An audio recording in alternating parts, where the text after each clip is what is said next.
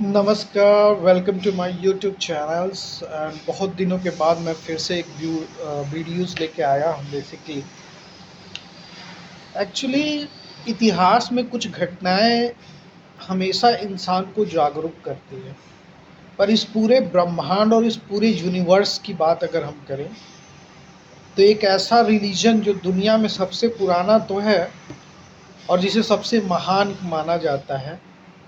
धर्म तो दुनिया को वसुधैव कुटुंबकम सिखाता है और दुनिया में सभी जीव, सभी प्राणी और सभी महानुभावों को एक जैसा व्यवहार करता है, हिंसक होने से बैर करता है। लेकिन इस धर्म की परिभाषा समय दर समय, भविष्य दर भविष्य और काल दर काल और युग दर युग जिस तरीके से बदलता चला गया और जिस तरीके से इस धर्म को विखंडन करते चले गए लोगों के द्वारा, या इसका कह सकते हैं कि युग के परिवर्तन की वजह से, या इस युग का ही करामात है।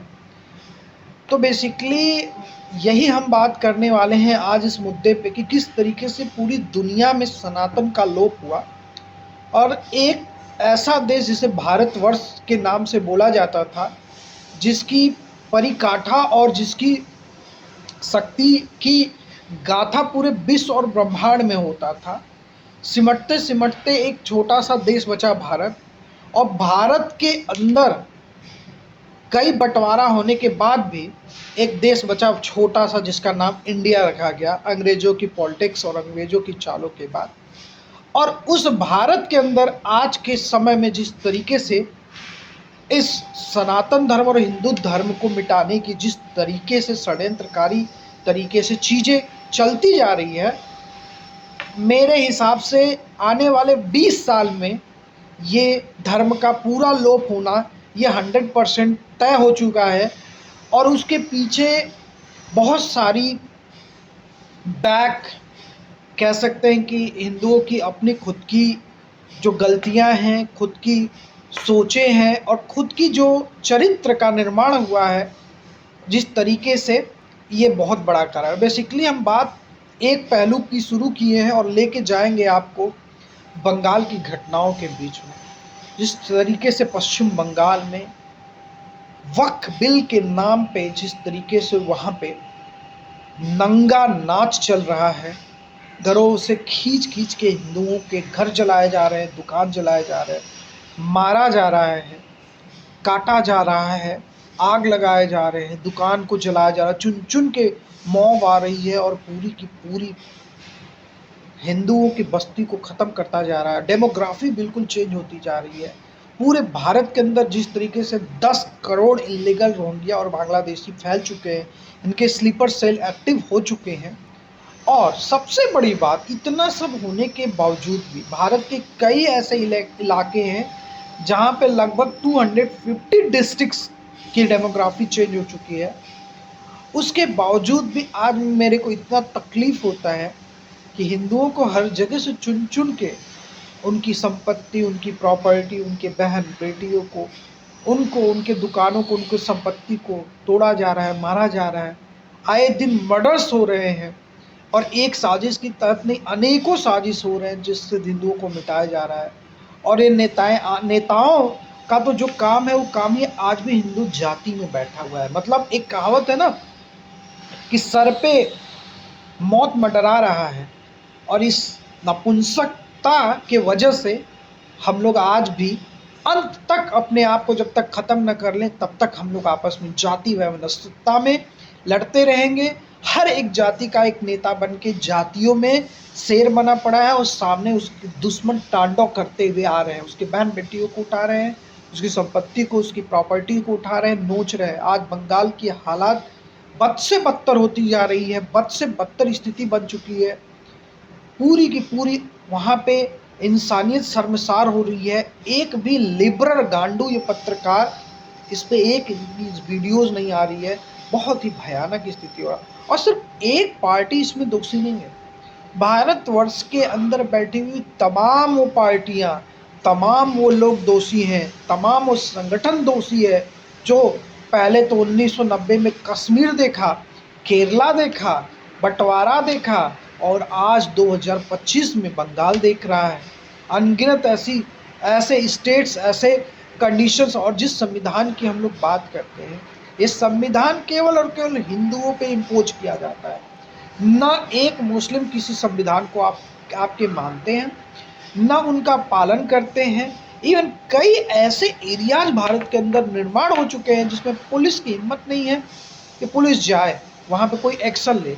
आप दुनिया की सारा कानून लिखाने के लिए तो संसद में बना दें, होने जाने वाला कुछ नहीं है। न एक घुसपैठिया रुकेंगे, न एक नागरिकता किसी की ऐसी है जो इलीगल है उनको वापस उनके कंट्री में भेजा जाए। और सबसे जो बड़ी बात है ना, दिखाने के लिए ये संविधान के नाम पे आप चाहे बोल दें कि ये संसद का कानून सबको मानना होगा, आपके कहने से थोड़ी ना कानून कोई मान लेगा कानून को, क्योंकि आपकी स्थिति तो बहुत हद से बदतर है। आपके राज्य में, आपके सेंट्रल में होते हुए एक राज्य की सीएम चैलेंज पे चैलेंज कर रही है, आप चूड़ियाँ पहन के बैठे हुए। और इस देश की दुर्दशा देखने वाली बात यह है कि जहाँ पे 100 करोड़ से ज़्यादा हिंदू हैं, उनकी इस तरीके से नरसंहार हो रहा है, उनकी बहन बेटियों को अगर लूटा जा रहा है, तो मैं ये पक्का एक यकीन के साथ ये बात कह सकता हूँ, आने वाला भविष्य सिर्फ हम लोगों के लिए 10 साल है। इस 10 साल में जो हम लोगों की दुर्दशा होगी ना, बद से बदतर दुर्दशा होने वाली है, और इसके जिम्मेदार हम होंगे। हमारा भविष्य तो जो होगा वो बहुत ही बुरा होगा। कहाँ कहाँ आर्मी जाएगी बचाने के लिए, कितनी % आर्मी बॉर्डर्स को देखेगी, आर्मी आपके घर के अंदर की सिचुएशंस को देखे। चीज़ें इतनी बद से बदतर होती जा रही है। और ये जितने भी जातिवादी नेता है ना, कान खोल के सभी सुन लो, ये सबसे बड़े हिंदुओं के दुश्मन बनते जा रहे हैं। आज एक के पास भी ऐसा जवाब नहीं है जो इस मुद्दे पे एक शब्द बोल सकें, क्योंकि पता है ये तो मिलियन और बिलियन की प्रॉपर्टी बना लिए हैं। भारत की स्थिति तब भी बंटवारा हुआ था, अब भी बंटवारा होगा। ये तो अपने एक घर विदेश में बना के बैठे हैं, एरोप्लेन या हेलीकॉप्टर पकड़ेंगे चले जाएंगे, जैसे शेख हसीना आई। इन लोगों को तो एक आम हिंदुओं के बारे में मैं सोच के मुझे शर्म आती है, मुझे डर लगता है। क्या स्थिति बनती जा रही है। आप अपने देश को नहीं बचा पा रहे हो, आप अपने राष्ट्र को नहीं बचा पा रहे हो।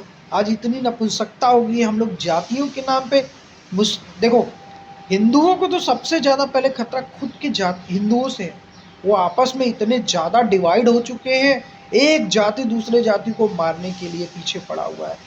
रोज़ मैं आयो दिन अलग अलग चैनलों के वक्ताओं के बीच में जो सोशल मीडिया की छोटी छोटी यूट्यूब्स लेके चैनल्स बना के काम करते हैं, उन पे मैं देख रहा हूँ एक जाति दूसरी जाति को गाली दे रहा है, मार रहा है, काट रहा है, गाड़ी दे रहा है। कभी कोई भीम के नाम पे, कभी कोई सवर्ण के नाम पे, कभी कोई ओबीसी के नाम पे, कभी कोई दलित के नाम पे, एक दूसरे के खून के प्यासे हुए हैं।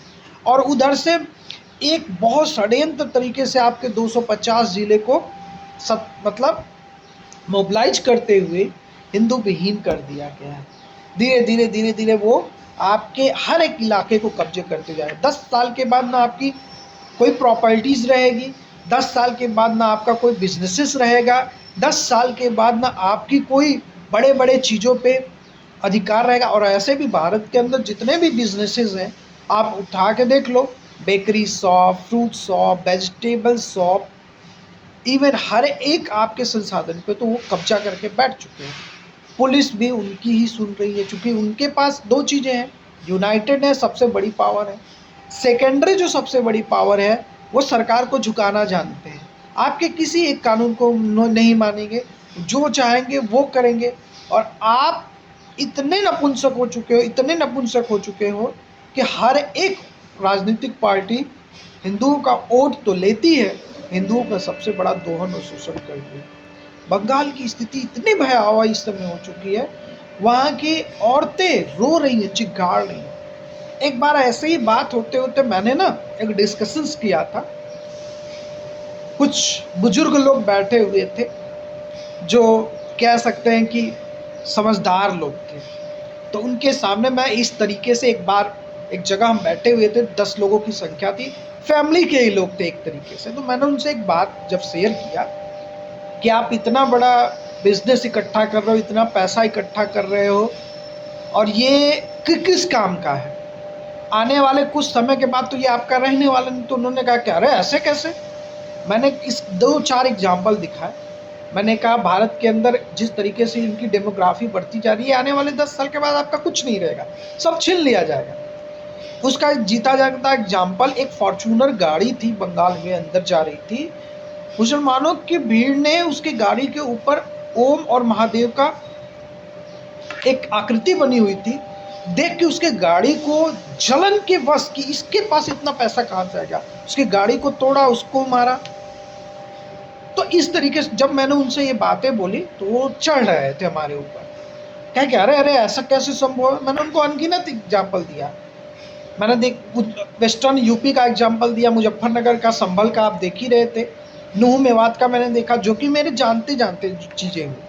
उसके बाद मैंने उनको केरला की बात बताई, मैंने उनको भारत के हर एक स्टेट के हर एक डिस्ट्रिक्ट की बात बताई कि इस तरीके की चीज़ें हुई। तो एक और थे समझदार व्यक्ति, उन्होंने कहा कि ये बात जो बोल रहा है बिल्कुल सही बोल रहा है। लेकिन 90% हिंदुओं में पता है सबसे बड़ी बात क्या है, वो यहाँ से सुनते हैं और जो इस तरीके की बातें करता है उसके ऊपर हंसते हैं। पता है हंसते क्यों हैं?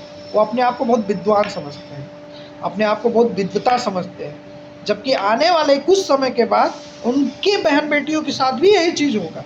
घर के अंदर उठा के लेके जाएंगे और सामने उनके रहते उनके गर्दन को काटा जाएगा, उनकी बहन बेटियों को रखेल बना के एक एक औरतों के साथ 100-100 की संख्या में रेप करेगा। क्या ये हुआ नहीं है? क्या कश्मीर में नहीं हुआ, बांग्लादेश पाकिस्तान में नहीं हुआ, और क्या भारत के कौन से ऐसे इलाके में नहीं होता है? लव जिहाद नहीं है, थूक जिहाद नहीं है। अरे तुम बचे क्या हो? कौन से ऐसे मंदिर में जो प्रसाद बन रहा है वो भी शुद्ध है? तुम्हारे कभी मंदिरों पे हमला कर दिया जाता है, मंदिरों को तोड़ दिया जाता है।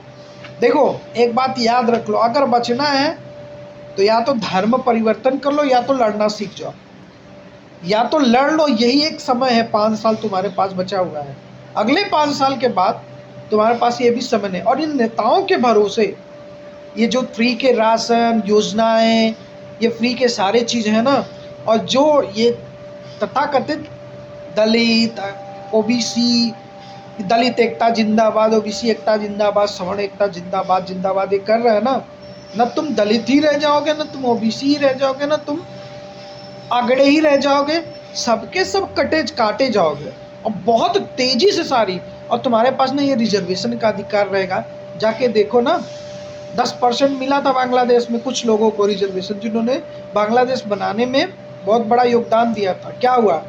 90% लोग अगेंस्ट हुए और पूरी की पूरी रिजर्वेशन खत्म हो गई, तख्ता पलट हो गया। तो जब इनकी मॉब 50% हो जाएगी ना, अभी तो 35 एक लीगली डाटा है, ऐसे तो ये 50 को क्रॉस कर चुके हैं।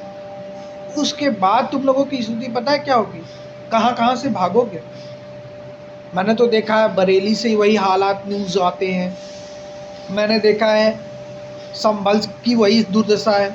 50 साल के बाद तो वहाँ पे इस बार होली मनी, सब देख रहे हैं हिंदू, लेकिन पता नहीं किस धुन में, किस सनक में, किसके लिए कमा कमा के भर रहे हैं। यूनाइटेड होने का ना, एक हिंदू एक गरीब हिंदू की मदद नहीं करता है। क्यों? एक भाई एक दूसरे भाई की स्थिति और परिस्थिति को देख के हंसता है, जलन का भावना रखता है, सोचता है और उसको कितने गड्ढे में डाल दे कि वो हमारे आगे भीख मांगे। ये है हिंदुओं की सोच। एक मुसलमानों को मैंने देखा है, एक मुस्लिम अपने गरीब मुसलमानों की सहायता करता है। वो अपने मुस्लिम भाइयों के ऊपर अत्याचार होने वाले किसी दूसरे देश में जिससे उनका ताल्लुक भी नहीं होता है, वहाँ पे उनका सपोर्ट करने के लिए आंदोलन करते हैं, लड़ाई करते हैं, यूनाइटेड रहते हैं। पूरी दुनिया में धीरे धीरे करके 57 कंट्री ऐसे ही नहीं बना लिए। इतिहास और धर्म भी यही कहता है कि विजय उसकी होती है जो यूनाइटेड होता है, जो शक्तिशाली होता है। नपुंसकों की कोई पूछ नहीं। और जितने भी ये हिंदू है ना, अरबों की खरबों की प्रॉपर्टी, अभी तो ये शब्दों से तीर चला रहे हैं। कभी अंबानी के घर को कहते हैं अपना है, कभी किसी भी ज़मीन को कह देते हैं कि हमारा है। अभी तो ये शब्दों के बाजीगरी से कर रहे हैं ना, जब इनकी तादाद अभी इतनी है फिर भी सरकार के ऊपर प्रेशर डाल रहे हैं। सोच लो जिस तरीके से, देखो हमारे तुम्हारे में बच्चा पैदा करने की भी कैपेसिटी नहीं है। बच्चा तो तब पैदा करोगे जब शादियाँ होंगी, वो तो हो नहीं रही। आपकी लड़की कहीं और भाग रही है लड़के, कहीं और भाग रहे हैं, नशे से आदी होते जा रहे हैं। अब ये जैसे ही इनकी 50% प्लस आबादी होगी, चीज़ें सब कुछ छीन लेंगे। जो हाल बांग्लादेश में हो रहा है, पाकिस्तान में हो रहा है, सब देखना है। और मैं ये बात इसलिए कह रहा हूँ ना, जिसने ये बात नहीं समझ में आ रहा है, वो हर एक व्यक्ति इसको भुगतेगा। हर एक व्यक्ति के सामने ये चीज़ें आएंगी आने वाले 10 साल के बाद। ना देखो, दुनिया की कोई भी सरकार आपको नहीं बचा सकती है। और खासतौर से दुनिया की तो सरकार, जैसे ट्रंप जैसा शासक हो, तो इनलीगल इमिग्रेंट्स को आते ही उसने किया ना, उसके पास 3 महीने भी नहीं हुए, हालत खराब कर दिया है सबको। और न किसी की हिम्मत वहां आंदोलन करके दिखाए। तो इस तरीके से ऐसा जज्बा, यहाँ के नेताओं की गांड धुक धुक धुक धुक करती है, फटी रहती है। हिम्मत नहीं है कि एक एक्शन ले ले, क्योंकि पता है चूतिया सबसे बड़े कौन है? सबसे बड़े चूतिया तो हिंदू हैं। इनको जातियों के नाम पे लट लेके एक दूसरे के जाति को गाली दे देंगे, मार देंगे। जितने भी कमजोर, अगर अपने हिंदुओं में जितने कमजोर, उनको मारेंगे, उनको प्रताड़ित करेंगे। और ये नेता उसी का यूज करते हो। एक शब्द मुसलमानों पे क्यों नहीं बोलते? क्यों बोलेंगे भाई? वो क्यों बोलेंगे? उनको दिख रहा है कि भाई मुसलमानों में यूनिटी है, वो किसी के सगे नहीं है। वो किसी के सगे नहीं है। उनको पता है कि जब तक हमारे काम हो रहे हैं, हम इनको सपोर्ट करेंगे, नहीं काम होगा वो दूसरे को सपोर्ट करेंगे। अब देखो, संसद में वक्फ बिल पास हो रहा था, तो वक्फ बिल के जो नहीं चाहते थे कि वक्फ बिल पास हो, 238 लोगों ने वक्फ बिल न पास होने के समर्थन में वोट किया। वो कौन लोग थे? वो लालची हिंदू ही तो थे, जो इस देश की संसाधन संपत्ति के कुछ परसेंट हिस्से पे बैठे हुए हैं। उनकी राजनीतिक रोटियां सेक रही है। और किसके लिए? उन गधों को भी, चूतियों को नहीं पता है कि जिस दिन इन जिहादियों की तादाद बद से बढ़ती जाएगी ना, तुमको लात मार के तुम्हारे घर से निकल जाए। तुम एक डेमोक्रेसी के किसी पद पे अगर रहोगे ना, ये संविधान, ये जितने भी सेकुलर कीड़े तुम्हारे गांड के अंदर घुसे पड़े हैं ना, ये सब के सब बाहर निकल जाएंगे। मैं आज कुछ अपशब्द भी बोल रहा हूँ, बोलना चाहिए, क्योंकि पता है सोए हुए इंसान को जगाया जा सकता है, लेकिन कुंभकर्ण से भी बुरी स्थिति अगर कोई है किसी के पास है, तो ये हिंदुओं की है। इस सब के सब एक दूसरे को लगे हैं मारने के में, काटने में, एक दूसरे की टांग खींचने, उनके ऊपर कौवे की तरह स्थिति मंडरा रही है। आज अब फिर से आते हैं बंगाल पे। बंगाल की स्थिति बहुत ही भयावह स्थिति हो चुकी है। और अगर वहाँ पे सेंट्रल फोर्स, सबसे पहले तो वहाँ पे तुरंत on the spot central government को चाहिए कि वहाँ पे प्रेसिडेंट रूल लगाया जाए, और तुरंत मुमताजों वालों को वहाँ से बर्खास्त किया जाए। और जितनी भी डेमोग्राफिकल स्थिति है, 2 साल तक वहाँ कोई इलेक्शन हो फर्स्टली, आफ्टर 2 इयर्स के बाद वहाँ पे एक सेंट्रल के अंडर में कोई पुलिस प्रशासन ना हो, वहाँ पे इलेक्शन हो, फ्री एंड फायर इलेक्शन हो, चुन के जितने भी इनलीगल लोग इनको इनके देश खदेड़ा जाए। ये बहुत ज़रूरी है, वरना आने वाला समय बहुत ही भयावह है। मैं अभी भी हाथ जोड़ के प्रार्थना कर रहा हूँ, जाग जाओ। जो स्थिति आप बांग्लादेश में देख रहे हो, जो स्थिति पाकिस्तान में देख रहे हो, जो आप बंगाल में देख रहे हो, आपके घर के चौखट तक वो स्थिति पहुँच चुकी है। डेमोग्राफी बहुत बद से बदतर हर जगह की चेंज होती जा रही है, और हर जगह ये चीख पुकार मिलने वाला है, मचने वाला है। जय हिंद, जय भारत। मैं अपने वीडियो को यहीं पे विराम देता हूँ। Thank you very much.